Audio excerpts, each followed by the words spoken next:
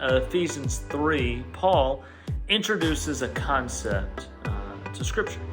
He says that the mystery of the gospel has been revealed. And maybe you've been like me before. You're standing in a group of people and they begin to speak on something and you have no clue what they're talking about. They're using language and terms that you are not sure how to define, but you have to nod in agreement and go, yeah, that makes sense. Yeah, I'm glad that happened that way.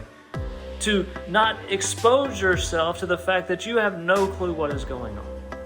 I fear that this concept that Paul is bringing up is one of those religious concepts. When he says that the mystery of the gospel, many of us are confused at the beginning because why would the gospel ever be a mystery?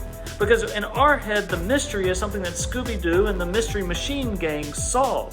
It's this puzzling problem with a difficult solution that would be difficult to understand why God would set up a mystery. But when he uses the word mystery, I think you need to be hearing it as a new revelation.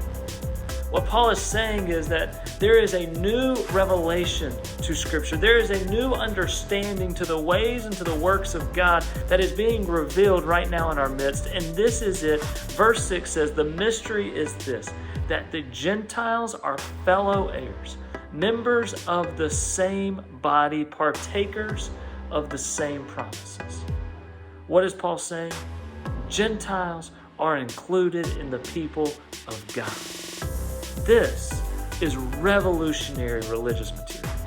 See, we live in a country that has freedom, has equality, has liberty for all. And so this doesn't hit us as strongly. It may just wash over us. But for Paul to say this in first century Judaism is wild information.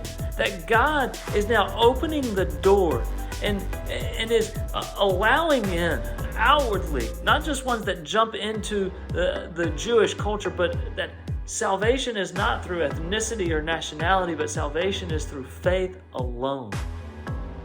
Paul is radically shifting the paradigm of religion. So what do we take from Ephesians 3? That salvation has nothing to do with how or to whom I was born. It has to do with my faith in Jesus Christ, who saves me by grace alone, through faith alone. So it means that nationality in my neighborhood, that ethnicity in my economics don't determine whether I'm accepted or disallowed, but that all may be loved and accepted, may be sons and daughters, that all are members of the same body and receivers of the same promise. We'll see you tomorrow.